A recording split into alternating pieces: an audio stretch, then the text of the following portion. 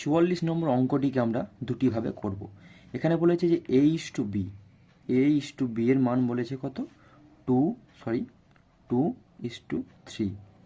আবার কি বলেছে যে বি ইস টু সি এর মান বলেছে হচ্ছে 4:5।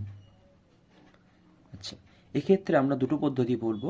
প্রথম পদ্ধতিটি হচ্ছে আমাকে এবিসির মান জানতে চাইছে, মেথড ব্যবহার করব। মানে আমি যদি যদি কোনাকুনি যদি বি থাকে বা যদি কোনাকুনি মিলে যায়, তাহলে আমি এইভাবে মেথড করব।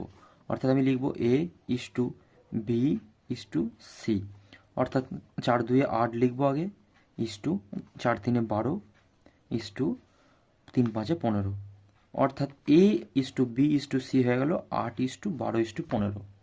আচ্ছা, আমি আরেকটিভাবে করব কি না, এইভাবে করলে কি হবে, আমি লিখে দেবো যে A:B:C।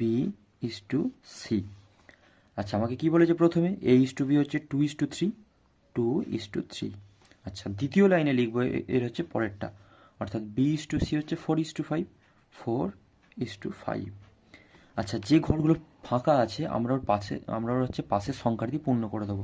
এটা ফাঁকা আছে, এখানে লিখে দেবো হচ্ছে ইস টু দিয়ে 3। এখানে ফাঁকা আছে, এর পাশ থেকে নিচে রাখবো 4।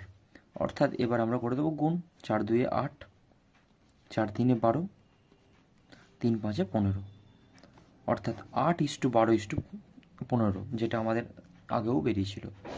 অর্থাৎ আমাদের সঠিক উত্তর হয়ে যাবে হচ্ছে 8:12:15। অপশান ডি হলো আমাদের সঠিক উত্তর।